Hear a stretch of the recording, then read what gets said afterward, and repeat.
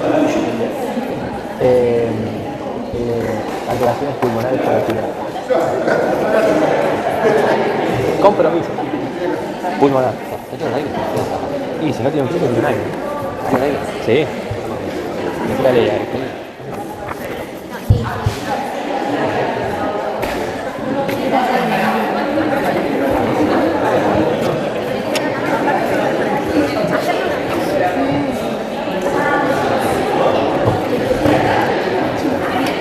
No, viejo, dale.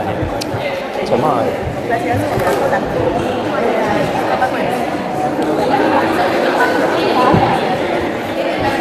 Che, Abu.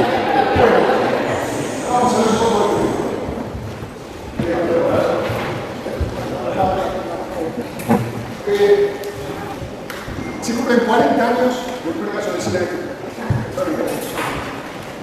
Hacia 1981, el 82, un poquito antes, pero comienzan a aparecer en la costa oeste de Estados Unidos, en California, también en Nueva York, un grupo con una cohorte de enfermos que se llama la depresión. Son hombres homosexuales que tienen neumonía reales, o en algunos otros casos sarcoma de Kaposi, o en otros casos neumonía y sarcoma de Kaposi. Pero la primera observación que hacen las auditorías por ejemplo, en los hospitales es que han observado un aumento del consumo de dimitroxina con metronidazol. Este es el primer dato. Bueno, neumonías fue un agente que funciona como primera importante, a veces entra en el moxiflocarín, se considera como parásito, porque hay moxiflocarín, que es otra reacción muy interesante que dice que están consumiendo mucho bacteria, mucho dimitroxina con metronidazol. Y coincide que son todos hombres jóvenes homosexuales. Bueno, y este es el puntapié inicial del conocimiento del HIV. Una neumonía infrecuente y un tumor que no esperaban que apareciera. De hecho, los primeros conocimientos, o mejor dicho, la advertencia que genera la aparición de estos casos es que estamos frente a una enfermedad, un tumor distinto, una enfermedad que no conocemos, algún agente biológico que lo produce, y esto realmente preocupa porque además se establecen las poblaciones que tenían estas enfermedades. No, yo entiendo que acá debe ser todos sub 40, para empezar, me imagino por ahí Europa, ¿no? Pero sub 40 todos. Hace 40 años, con los primeros casos, se empieza a establecer, digamos, de alguna manera, identificar quiénes podían tener esta nueva enfermedad. Acá hubo un famoso docente que me dijo que aquí el SIDA es un problema de puntos sexual. Y resulta que cuando se ven los primeros casos, dicen, bueno, ¿quiénes tienen HIV? No era HIV, si sabían que era tal vez un virus distinto, tal vez un retrovirus, HTLV1, HTLV2, HTLV3, virus de la inmunodeficiencia simiana, bueno, un montón de cosas. De propuestas hasta que finalmente en 1984 se hace la identificación de lo que había sido el HTLV3, que tenía como variantes o digamos, distintos investigadores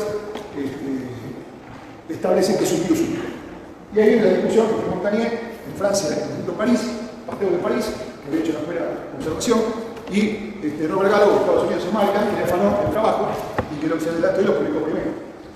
Cuando conocen el virus, que es una cosa bastante particular, se que acaban en el laboratorio, esto no es una cuestión, esto no es relato, esto está en el libro escrito. Cuando están en el Instituto Pasteur de París, tienen que arreglar un microscopio electrónico, lo llaman a técnico y dicen arreglar. La cuestión es que el tipo se pone a trabajar y encuentra que no lo puede terminar, algo le pasa. Me imagino yo que tenía una muestra, que mirando algo y puede decir, che, no consigo calibrar, lo llaman a otro y le dicen, che, algo se ve acá que no está bien, qué sé yo, lo llaman a otro más y le dicen, bueno, pero mirá, hasta que Montagnier pasa y dice, a ver, dame la pila, dice, no, no subí. Así lo digo. Me han dicho que está en la película La Banda Sigue Total, yo no he leído el libro que tengo en casa. Pero de cualquier manera, el asunto es que Robert Gallo, Montagnier en París, le pide, parece Gallo de Estados Unidos, le dice, mándame la fotografía, la microfotografía, porque el microscopio electrónico no muestra, no se lo muestra. Y resulta que el otro se adelanta y manda el descubrimiento. Y esto genera una crisis internacional, que se resuelve creo que en 2003 o 2006, no por lo bien, cuando finalmente el premio Nobel se lo dan a Montagnier y a su grupo Sanssouci, y los, vamos a decir, les adjudican el descubrimiento del HIV. Ahora, el tema, siguiendo para atrás, decía, bueno, ¿y quiénes pueden tener este problema? Y bueno, decimos acá tenemos hombres homosexuales, hemofílicos. Sí, claro, porque resulta que todavía no conocían lo que era el virus, entonces hacían transfusiones o tenemos derivados, y los hemofílicos eran los primeros que se recibían, digamos, sangre no testeada. ¿Qué más? Heroinómanos. Claro, porque son adictos intravenosos que comparten agujas. Piensen que en Estados Unidos y en Europa no se usa cocaína, se usa heroína. La cocaína es muy cara, la heroína no, la cocaína barata en Sudamérica. Bueno, ¿y quiénes más? Los haitianos. ¿Cómo? Sí, los haitianos. Tanto los residentes en Estados Unidos como los que viven en Haití. Una de las ciudades más pobres del mundo, la más pobre de Latinoamérica, y la primera que tuvo una revolución antiesclavista en el siglo XVIII. La cuestión es que, ¿y por qué los haitianos? Porque los haitianos tienen una costumbre también de inyectarse sustancias de color, una locura, para saber de dónde viene eso. Pero después tienen uso compartido de agujas. Así que establecieron que la enfermedad de los 4H: homosexuales, heroinómanos, hemofílicos y haitianos. Esto es así. Bueno, así que han pasado 40 años de esto y la enfermedad se sigue manifestando ahora, al día de hoy, en algunos casos, como aquellos. Es decir, enfermos que han avanzado, que están fuera del diagnóstico, que no lo conocen. Hay estadísticas que muestran cada cuánto se produce un contagio, cuántos hay en el mundo, cuánta gente muere por día. Ahí está lleno de estadísticas. De tipo, lo cierto es que la enfermedad pulmonar fue la que dispara la neumonía característica, la enfermedad marcadora de HIV, de SIDA, es la que, vamos a decir, de alguna manera inicia el ciclo del reconocimiento de esta enfermedad. Por eso la importancia de las manifestaciones pulmonares hasta el día de hoy. Hay una categorización que yo personalmente no estoy de acuerdo, que es diferenciar eso de personas que viven con HIV y SIDA. Es una enfermedad, es una huevada absoluta. ¿Por qué? Porque resulta que el HIV no hay convivencia, hay infección, hay contagio. Han tratado de establecer la diferencia entre transmisión y contagio, una cansada absoluta porque no se sabe bien el modernismo hacia dónde apunta. Contagio es contagio. ¿Cómo se contagia la enfermedad de transmisión? Se contagia. ¿Qué pasa? Es así. Ahora, ¿qué pasa con el HIV? El HIV, cuando ingresa, genera una multiplicación viral permanente. Busca justamente integrarse al genoma del ADN de las células, por ejemplo, de los linfocitos, y de alguna manera, como es un virus ADN, queda metido. De manera que cada vez que la célula se reproduzca, va a reproducir también una copia. No solamente eso, sino que además, todo el tiempo hay multiplicación viral. Y esta multiplicación viral, esta replicación de las especies, de las cuasi especies, ¿qué son las cuasi especies? Imagínense lo siguiente, todo el tiempo están multiplicando, pero no todas las copias salen bien. Hay copias que salen defectuosas, pin fuera, piqui fuera, hay copias que no salen correctamente. Esas copias son cuasi especies, que dan origen después a la resistencia a los tratamientos. Es decir, que si el virus salvaje, este que se multiplica y no tiene antecedentes de resistencia, domina la escena, cuando uno pone los antirretrovirales, consigue detener la replicación viral. Pero, si fracasa el tratamiento, las cuasi especies se multiplican, se acumulan y generan resistencia. Crece de nuevo la carga viral y pone en manifiesto el fracaso del tratamiento. ¿Y cómo se expresa? En la disminución de la exposición de CD4. Entonces, todo el tiempo hay multiplicación viral, todo el tiempo que genera una respuesta inmune crónica persistente. Es decir, el organismo todo el tiempo trata de combatir con anticuerpos neutralizantes la replicación viral, pero el virus tiene esta capacidad de esquivarlo. Por eso le ponemos esquivar. Miren qué simple es.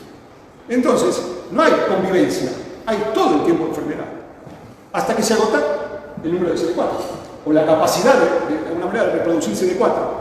De manera que en la historia natural, entonces, arrancamos por acá con un nivel alto de CD4, la replicación sigue y en un momento nos quedamos sin CD4.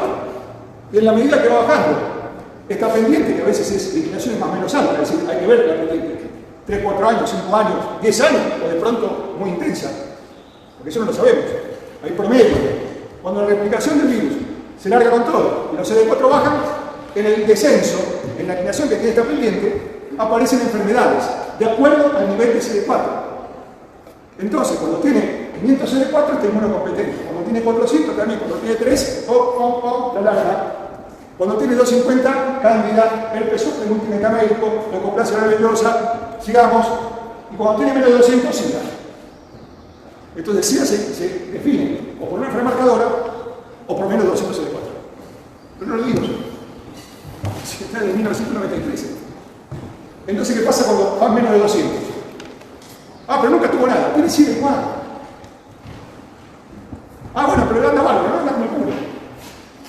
Porque tiene una respuesta inflamatoria persistente todo el tiempo. Una respuesta inmune todo el tiempo. De hecho, en el comienzo de la enfermedad aparecen las linfoadenospatías crónicas. Expresión de esa primera replicación, perdón, de esa primera respuesta inmune al virus. Cuando la cuestión ya se está agotando, los ganglios desaparecen. Por eso lo de mononucleosis que dije el otro día. Linfoadenopatía crónica persistente es una categoría de viajes en la China. Hoy ya no se habla de esa manera. Pero claro, si tiene muchos ganglios, por todos lados, a ver, también incluye el tema de la China.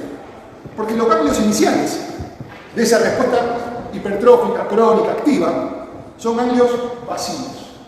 No tienen tuberculosis, no tienen histoplasmosis. Pero cuando la cosa viene mal, en menos de 200, en 100, esos ganglios tienen algo. Tuberculosis, bifurcaciones típicas, histoplasmosis, linfoma, sarcoma de Kaposi. ¿Entienden cómo es el asunto? Entonces, esto ya lo digo yo, me hago cargo. No existe eso, es convivir con la Chile. Es convivir con el diablo. Por eso el tratamiento antirretroviral lo que hace es frenar, inhibir la multiplicación viral y permitir una recomposición del nivel de CD4. ¿Siempre? No.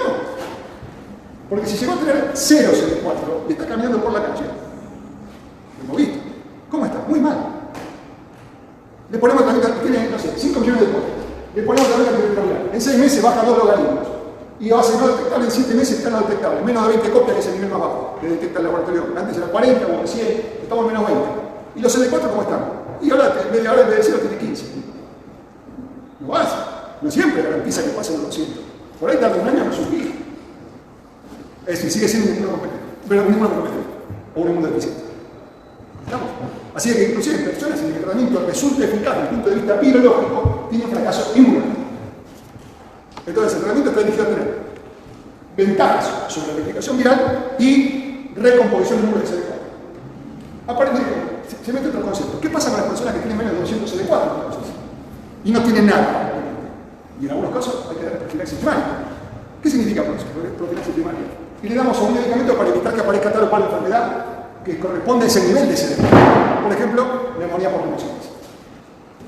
Entonces, tiene 180 CD4, tiene 50 CD4, trimestoprimar chupa 3 veces por semana. ¿Hasta cuándo? Hasta que pasen los 200. Hasta que tenga más de 200 CD4 en forma zona permanente. Entonces le podemos retirar el trimestoprimar chupa. Porque ya no tiene el riesgo de tener neumonía por neumosis. Ustedes me dirán, puede tener otra cosa, sí, pero no todo hay profilaxis. Ahora, resulta que tuvo neumonía por neumosis y tiene 150 CD4. Hace tratamiento 21 días, anda al pelo, bárbaro. ¿Y ahora cómo seguimos? Combatir de nuevo. Profilaxis secundaria. Primaria, antes de que tenga la enfermedad, por menos de 200. Secundaria, cuando tuvo la enfermedad por menos de 200, comienza el tratamiento antirretroviral y tiene que esperar que suba la CD4. ¿Qué otro caso tenemos que vamos a ver acá? Histoplasmosis. Histoplasma capsular, puerta respiratoria, neumonía pulmonar y extrapulmonar. Tiene el diagnóstico 50, 80, 100 CD4. Porque no se da con 400 CD4, se da con menos de 200, menos de 150. Entonces, ¿qué hacemos? Tratamiento, itraconazol o anfotericina. Ah, algo, ¿cuánto tiempo? No. Vamos a ver. Porque por ahora, hasta que resuelva la enfermedad diseminada grave que tiene. 4, 6 semanas, 2 meses, vamos a ver. Le hacemos controles de puntos. Bien, ¿y cómo seguimos? Seguimos con itraconazol. ¿Hasta cuándo? Hasta que recomponga el CD4, porque la hay secundaria. Tiene una nitrogluciminemia, eventualmente, raramente pulmonar. ¿Cómo hacemos? Anfotericina, gluconazol, 8 semanas, un poco más, medimos el glucosa por raquídeo. ¿Cultiva o no cultiva? No, no cultiva, macanudo. ¿Cómo está el glucosa? Está bajando. Bueno, ¿y cómo anda el tipo? La mujer, ¿qué sea? Y más o menos bien, ponemos una cosa, seguimos con 800 de gluconazol, diarios. ¿Hasta cuándo? Hasta que recompongan los cerebros. Nos metemos en esto. ¿Por qué alguien tiene una neumonía? No, pregunta. ¿Por qué se lo prueba de neumonía? Yo tuve neumonía. Yo tengo una experiencia de la neumonía. ¿Y por qué? Para tener una neumonía tiene que haber una condición del individuo. O es un inóculo muy importante, o tiene una virulencia muy intensa, o hay una condición predisponente. Esas son las 3 formas de valorar por qué alguien tiene una neumonía. ¿Qué es la neumonía? La infección del pulmón. Así que, para que tenga esa enfermedad, tiene que tener alguna de estas no digo condiciones, sino de una verdad, explicación. Bueno, está frente a un enfermo muy agresivo, o tiene el inóculo muy grande, o tiene una presión predisponente. ¿Y cuál podría ser la presión predisponente más frecuente en la Argentina? ¿Diabetes? ¿Cuál? ¿Diabetes? No. ¿Cuál? El fallo. No, falta que diga que la marihuana no produce los efectos del tabaco. Hay gente que dice todo eso. El humo. Estaba aquí. ¿Y a dónde va él? A la enfermedad pulmonar crónica. En sus distintas manifestaciones. Hasta que te destruye el pulmón. Hasta que se septicemia, porque el concepto de septicemia es anatológico. Más allá de la gente que se enteró que está bien, de toda la. En fin, es anatológico. Es la destrucción de la arquitectura alveolar. Así que la infección del pulmón puede tener características alveolares o intersticiales. Y volvemos a medicina A semiología. Síndrome de condensación, cambios acústicos, palpatorios, percutorios. ¿Cuál es el estándar diagnóstico de la neumonía en un individuo de menos de 65 años sano, sin comorbilidad? La semiología de una radiografía de tórax de frente. 2003, Sociedades Argentinas de 2003, remodificado en los últimos años. Pero este es un concepto que hay que tener claro. No, me dijeron que no hay neumonía. ¿Qué tiene neumonía? Nada. Ahora, la cuestión es, en HIV, ¿se ve la neumonía que describió Osler en 1900, que dijo que era el capitán de los hombres de la muerte? ¿Qué quiso decir? Porque siempre es la traducción. ¿Era la neumonía lobar? Esa que al comienzo brusco, fiebre elevada, tos, efecto riguroso y puntada de costado, en el caso de que tenga pleuritis. No. La neumonía por neumocitis no es así. Es la neumonía subaguda, intersticial. Si es intersticial, no es restrictiva, como en el caso de el sudado alveolar, con la característica del patrón alveolo pulmonar. Porque cuando hay una neumonía y se llena el alveolo difuso, se restringe la hematosis. Desaparece un sector del intercambio gaseoso del pulmón. En la intersticial, lo que hay es una incapacidad de hematosis. No puede cumplirse la hematosis, porque la barrera se ha engrosado. Y entonces uno ve en la radiografía de una neumonía por neumocitis, en vez de un síndrome de condensación en su expresión radiológica, es decir, un velamento homogéneo, más o menos homogéneo, de un segmento, de un lóbulo, de todo el pulmón, lo que ve en la neumonía intersticial es un infiltrado, lo que ve en una neumonía intersticial es un infiltrado que es llamado envidrios medianos. Con un reticulado, pero no con la calidad de la condensación. Bueno, ahora vamos a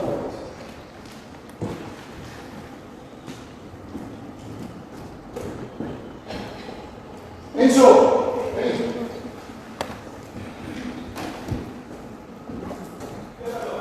Y había otro, arrancamos con mal con los casos. No hay dos, arrancamos con el final. Hay otro archivo, que vos además lo pusiste a continuación. Estas son todas las imágenes finales.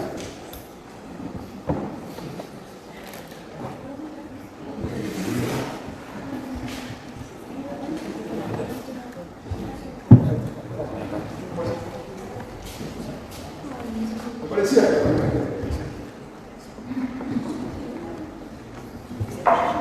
bueno, a ver si no te decir. Entonces, vamos a establecer estas definiciones, agentes etiológicos, la evaluación y algunas características de las agentes etiológicos que producen neumonía en el contexto HIV.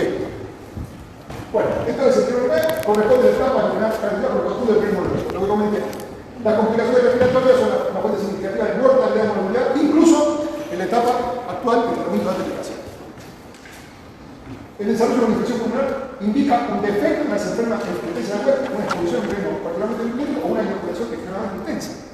En el SIDA, como compromiso fuerte, considerado por el lado de deterioro de la SIDA. Todo lo que explica todo. Bueno, los enfermos tienen un riesgo mayor de desarrollar neumonía. La probabilidad de poner para el etilobesis redujo la incidencia. La tuberculosis es una patología más frecuente. Las infecciones micóticas. Estreptococo neumonía, hemófilos influenzae, que está privado, es un agente responsable de la enfermedad en Chile. Interesante lo siguiente. En general, uno habla. No. Categorice, reconoce el SIDA como un deterioro progresivo crónico de la inmunidad y de ambos seres. Sin embargo, también un efecto de la inmunidad pulmonar. Hay una respuesta policlonal muy intensa con nuevos anticuerpos que son incapaces de reconocer a nuevos antígenos.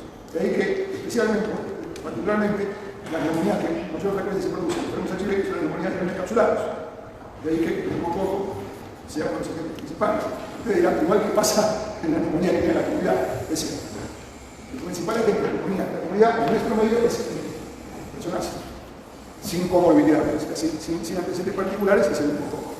A veces uno pregunta, ¿cuáles son los efectos que produce la neumonía? El mismo mococo, el microbiota, micoplasma de neumonía, formogestión, hay bófilos, o en que es una neumonía crónica. La reactivación de estáfilos, en que hay pacientes diabéticos. Bueno, hay gram negativos, sí, anaerobios que pierden la conciencia y se aspiran. Bueno, aspiran el contenido de la fibra oral. Entonces tiene una neumonía en general de aerobios y anaerobios y tiende a ser una neumonía necrotizante. Bueno, ahí hay que caracterizar bien. Bueno, pero fíjense, el tema de la neumonía por neumococo invasiva es 100 veces más frecuente en pacientes exclusivos. El concepto de neumococo invasivo se refiere a las infecciones graves, meningitis o localizaciones graves, meningitis, osteomielitis, sepsis.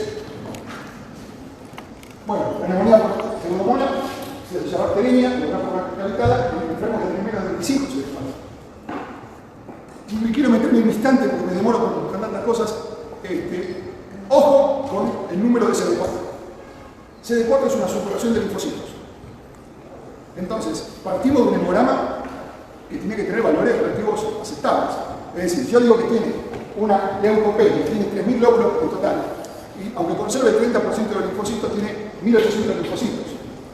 Si yo sé que los CD4 son aproximadamente el 40% más menos 15, el 40% de 1.800, 4 por 8, 32, 4 por 8, de 1.800, el 10% son 180, así que tiene 4 por 8, 24 por 8, tiene por ahí un número de CD4 más o menos aceptable.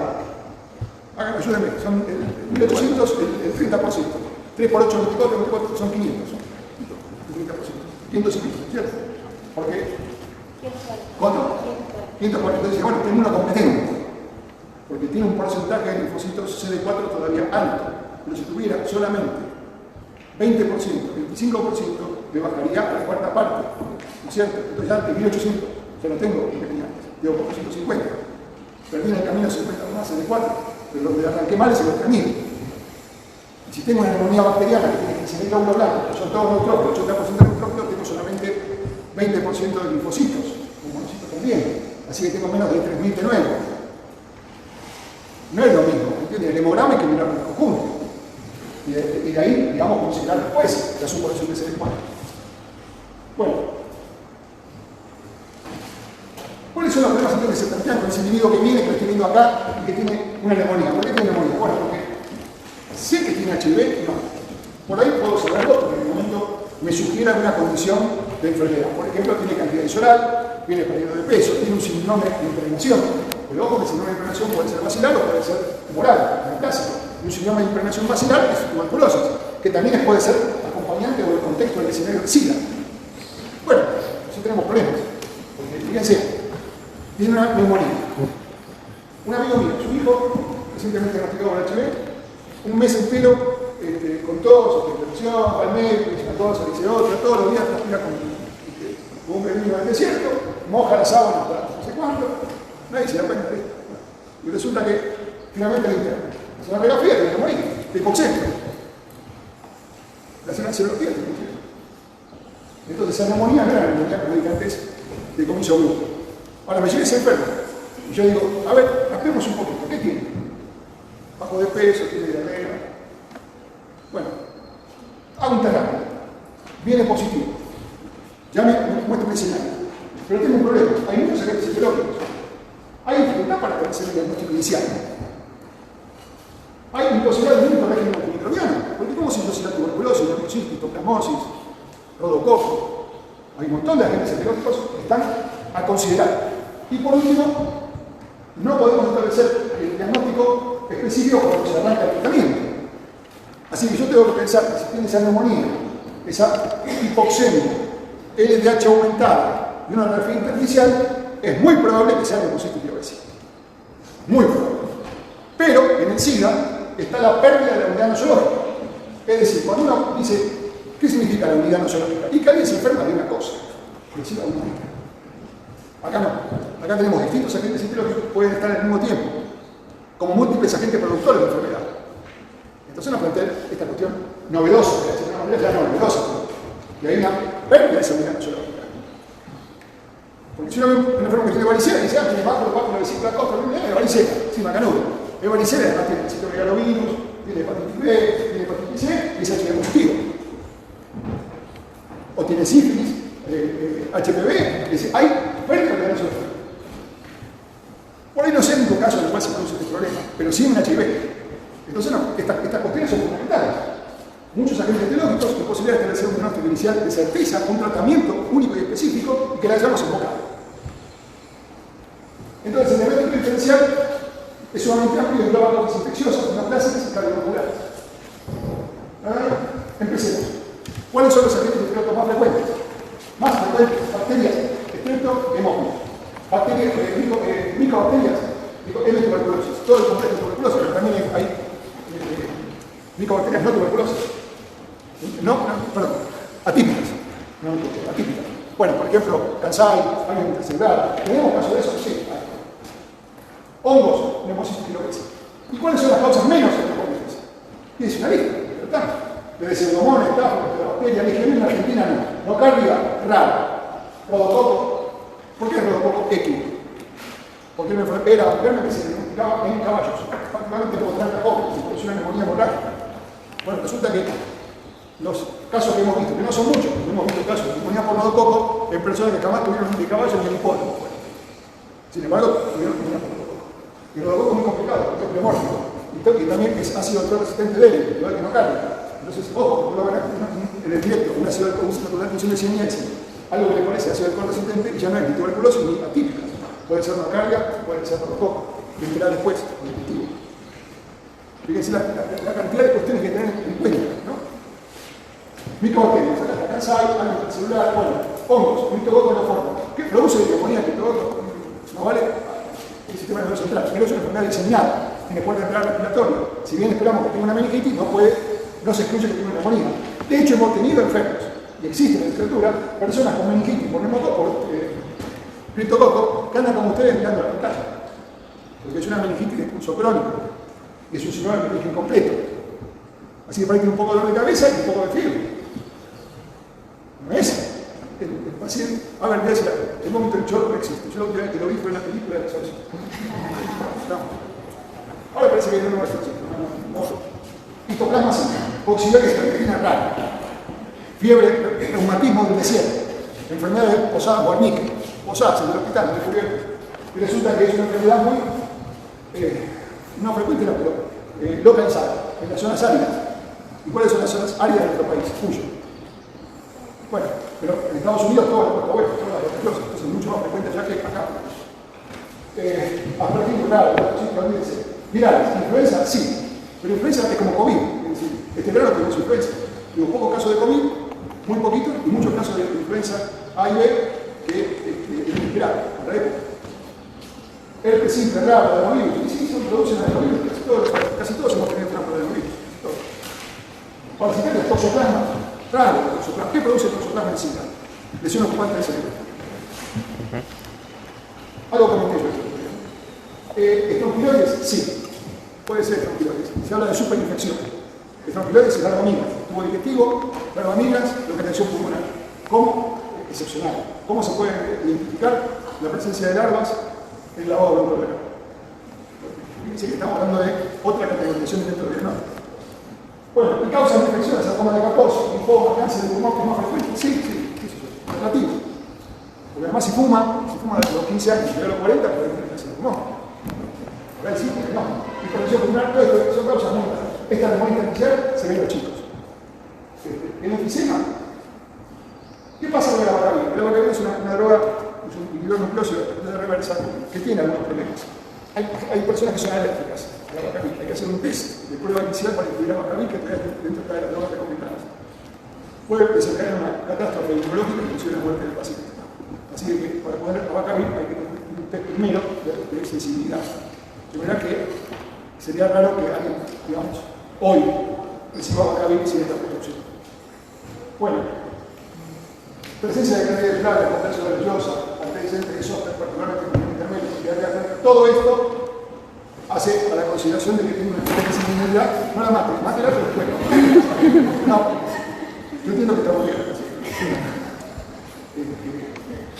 A veces uno tendría que hablar del suicidio en defensa propia, ¿no? Entonces, supongamos que estamos frente a una situación, PIN, se puede hablar para che, a ver, hagamos un test rápido para evitarnos todos los gigantes, para poder avanzar de manera. Y hay que hacer una imagen, sí, mejor una tomografía que una radiografía. Después te voy a contar.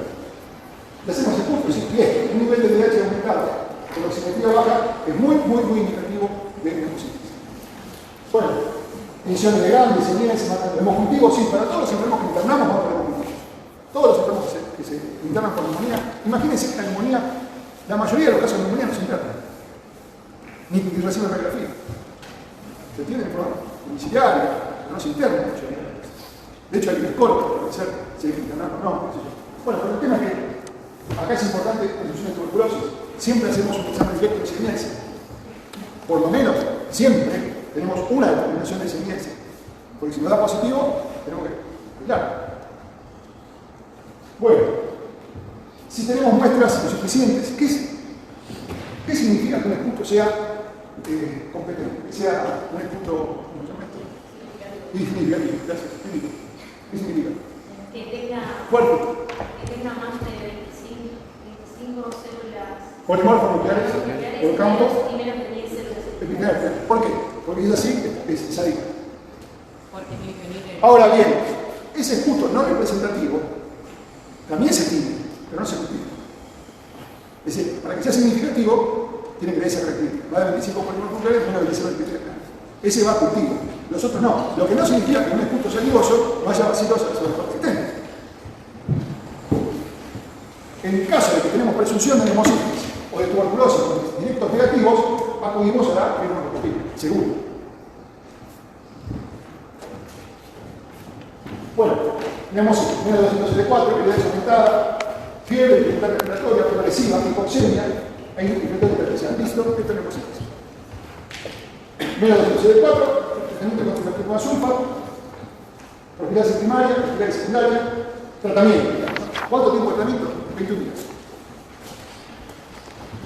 Cuando la PO2 es menor de 70, va con corticoides, pero los primeros 4 o 5 días, porque después ya no tiene efectividad. Así que si pensamos que tiene neumonía por neumocitis, y tiene hipoxemia, y tenemos una PO2 menor de 70, seguro que le ponemos corticoides. 21 días. Acá tenemos una neumonía intersticial, infiltrado pulmonar y lateral. Acá tenemos otro. Acá tenemos la tomografía. La tomografía es mucho más repetidora, mucho más rentable en neumocitis. Se ve mucho mejor. Bacteriales. Bueno, la proporción de neumonía bacteriana se depende 100 veces superior a la cantidad de controles sin HIV. No hace falta más decirlo que esta sí se parece más a la neumonía clásica. Esa la neumonía que dio el 1905.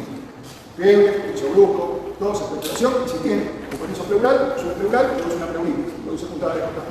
Semiológicamente, ¿qué produce? Es una decompensación. En el producto del examen que produce, le tiene que decir que disminución del intravesicular, la semiología. Porque en realidad es ese caso. Piensen que la neumonía, aquí en la realidad, globalmente la neumonía sigue siendo entre la quinta y sexta causa de mortalidad en el mundo. Bacteria capsulada, lo comenté, ¿qué le damos de tratamiento? Bueno, vamos a decir, un gramo cada 8. ¿Hace falta agregar un inhibidor de la masa? No. Hoy las neumonías, hay que darse la comunidad aguda de la comunidad, en sujetos que son previamente sanos o tienen una comunidad, se habla de tratamiento de 5 días. Yo poco tiempo con eso, preferiría que un par de días más. Pero de cualquier manera, las recomendaciones son. ¿Y qué pasa cuando esté hospitalizado? Usamos ampicilina subrata, que es la forma inyectable. Mejor dicho, la forma de administración parenteral. Vamos a ver por qué. Con hemófilo seguro. Acá tenemos neumonía. Fíjense que no es lo que esperábamos en el sentido de la neumonía secundaria global. Acá tenemos otro caso. Fíjense, la cisura marcada y el infiltrado para arriba. Tuberculosis. Enfermedad marcadora. Pulmonar o extrapulmonar. Entonces yo voy a invertir la situación. Cualquier individuo con tuberculosis hoy en día debe ser testeado por el chip. Acá hay que parte. Porque además es, dentro de todas las causas que condicionan la posibilidad de tener tuberculosis, dentro de las sociales, económicas, todo lo que ustedes tienen de la historia de la medicina, hoy está el HIV. Hoy no, hace 40 años. Entonces, una forma de detectar nuevos casos de HIV es establecer el diagnóstico. serológico del enfermo con tuberculosis, aún en las formas clásicas. ¿Qué es la forma clásica de tuberculosis? Y el sujeto inmunocompetente tiene síndrome de internación, sudoración, fiebre, descenso de peso, tos, hiperventilación y tal vez hemotismo motórico. Bien infiltrado el pulmón superior. ¿Cierto? Eso sería la forma más, no digo frecuente, más característica de la tuberculosis inmunocompetente. A medida que disminuye la inmunidad, la tuberculosis se transforma en una enfermedad menos reconocible, menos característica, más atípica, con tendencia a la diseminación y a la obtención multiorgánica.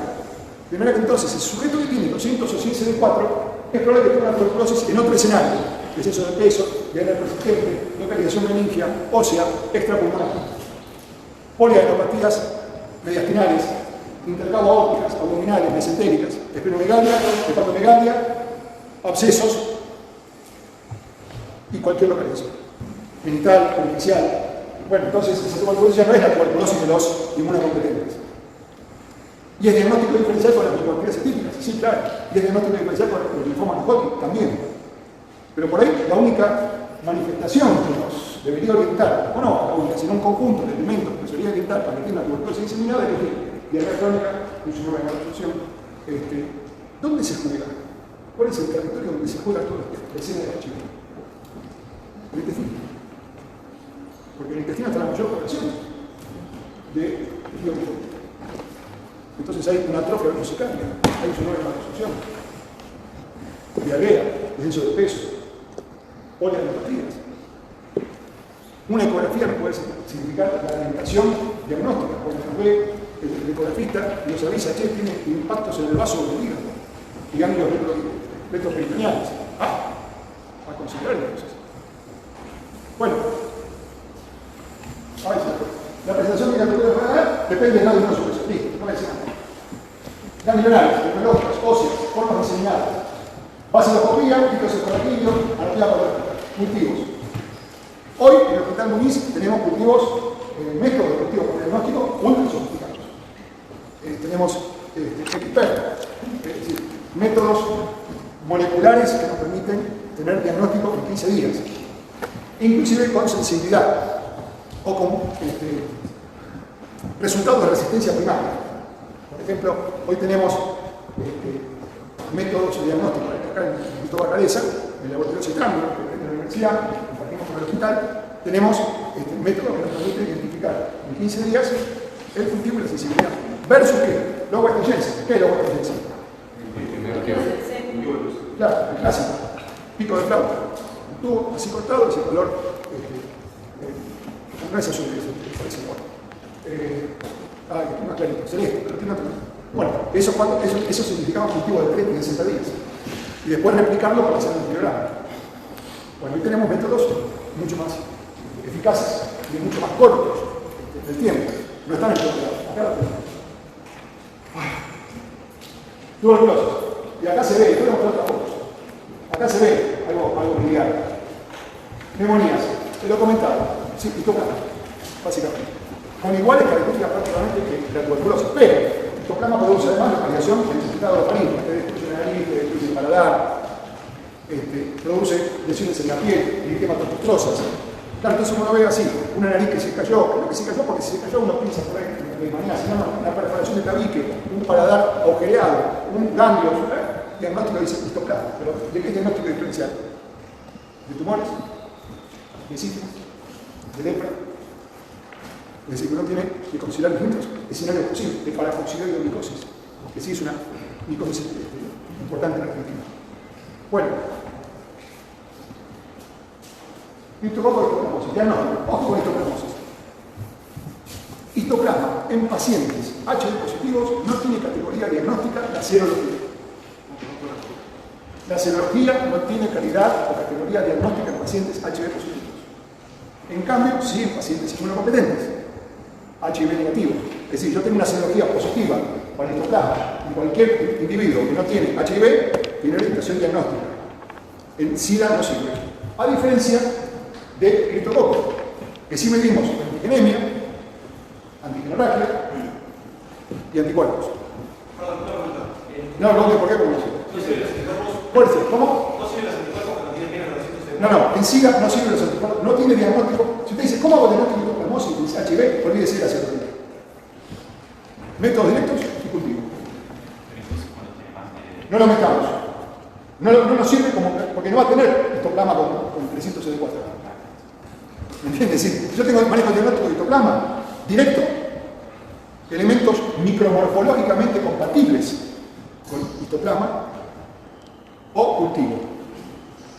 En cambio, yo tengo una presunción de criptococosis, líquidos de borrelidio, método directo, tensión o tinta china. Elementos micromorfológicamente compatibles con criptococo no forma.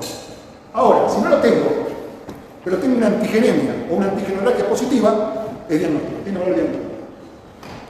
Esa es la diferencia entre la orientación diagnóstica de histoplasma y criptococo. En todo caso, siempre son los 204.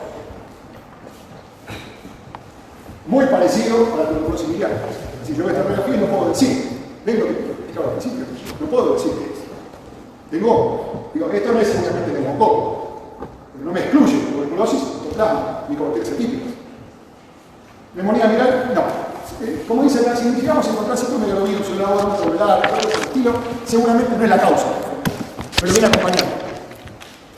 En cambio, se me ve que produce, lo comenté el otro día, colorectinitis, esofagitis, colitis, sin diarrea, salivadentes, sangrante, dolorosa, compromiso neurológico, como todo lo que podría tener prioridad.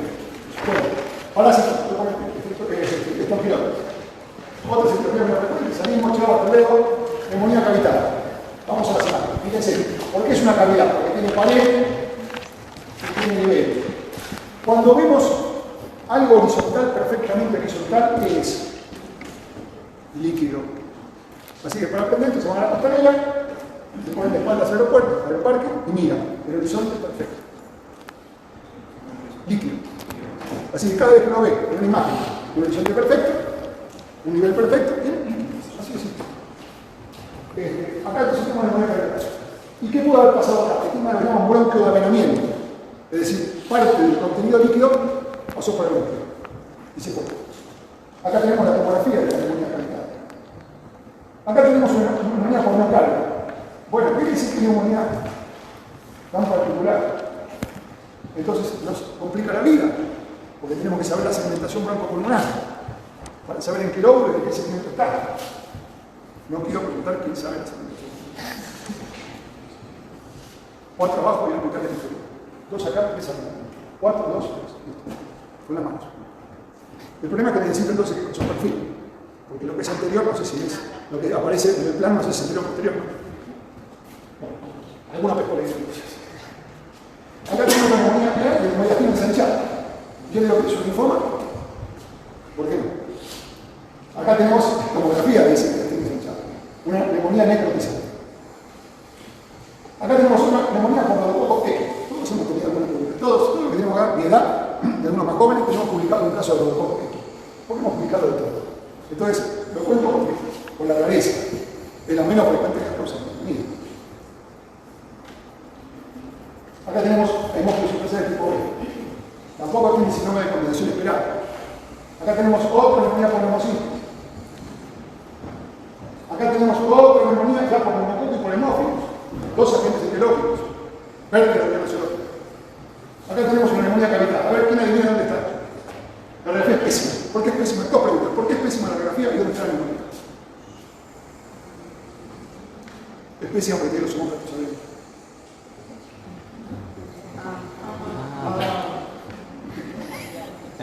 Yo estaba posando, yo me recibí con dermatología. Y entonces estaba usando Boscoff sabía mucho de dermatología, pero no, yo siempre yo no llegaba a esa categoría, no me podía alcanzar. Y entonces estábamos en Durán y dice, bueno, vamos a mostrar acá, como están acá, no sé si hay un curso de dermatología ambulante, entonces aula pequeña, muy grande. Y trajo un paciente y dice, vamos a ver estas lesiones con luz de Wood. ¿Qué es luz de Wood? Luz negra. El chico está con el torso descubierto, no se ve nada. Pone la luz de Wood y ¿qué aparece? Todas las lesiones de epiteliasis versicoma. Ay, ¿cómo se llama? Maracilla pura. Claro, aparecen todas. Yo dije, ¡ah! Me cagó a pedos. Porque me dijo, el médico te puede ayudar. Digo, le cuento más. ¿Dónde está la memoria? Esta pequeña cavidad de la memoria. Está muy atento. Acá sí tenemos una memoria de embarazo. Pregunta, ¿cómo le hicieron a la perspectiva embarazada? Yo creo que, espero que se puesto. O sea, toma en la panza. ¿No? Son todos pacientes míos. Yo siempre digo, esto es parte de la historia vital. Acá tenemos una cosa, también otra cosa rara. Acá uno ve algo heterogéneo, ¿no? Claro. Una vez te dice, hacer una tomografía computada, pero no siempre tuvimos acá en el hospital tomografía computada, teníamos una tomografía lineal. La tomografía lineal es una radiografía en planos, 7, 9, 11, 13, parte de la prehistoria, pero yo tenía que saberlo. Entonces dije, che, ¿le podemos hacer una tomografía lineal para, de alguna manera, separarlo de la estructura ósea? Bueno, hacésela. Sistema cavidad. Acá tenemos otro, fíjense, otra memoria está por pseudomón. Sí, esto parece un complejo de cavidades, y tiene un nivel. Hacer una tomografía lineal. Ahí te lo veo. Bueno, acá tenemos neumococo, acá tenemos un empiema, que es un empiema, es una regla celular complicada. Así que no hay diagnóstico de empiema hasta que no conozca el líquido. Lo que pasa es que tengo un empiema, ubi pus ex vacuo. Donde hay pus hay que evacuarlo, tiene que salir. Si tengo un empiema, hay que poner un tubo de drenaje. Siempre. Pero si tengo un derrame cero fibroso, la tuberculosis no hace falta evacuarlo. En el caso concreto del tratamiento antifímico, involuciona el derrame cero fibroso. Acá tenemos una hipoplamosis diseminada que originalmente fue intestinal. Porque el tipo andaba caminando, se perforó, tenía un abdomen agudo y nadie se dio cuenta. Yo hicimos la radiografía y tenía el hemoperitoneo.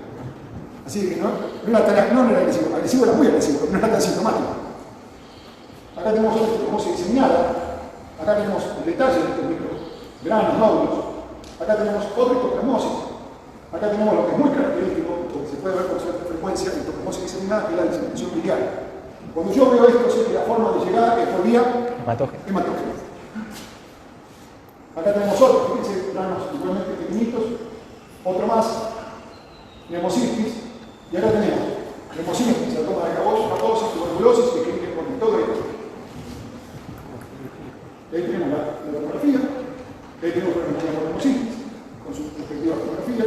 Ahí tenemos otro absceso con el nivel. Piensen, dije la otro día que toda la serigrafía, el conocimiento de la medicina ha sido siempre muy descriptivo.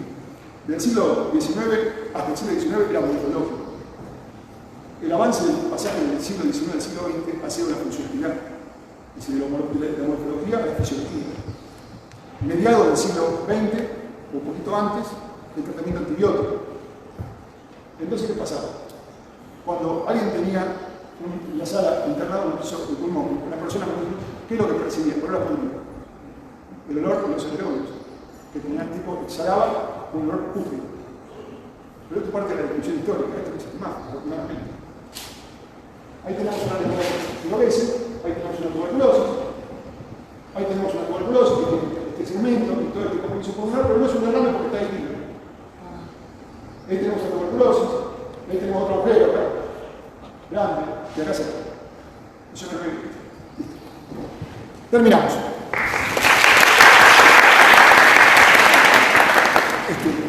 Es muy complejo.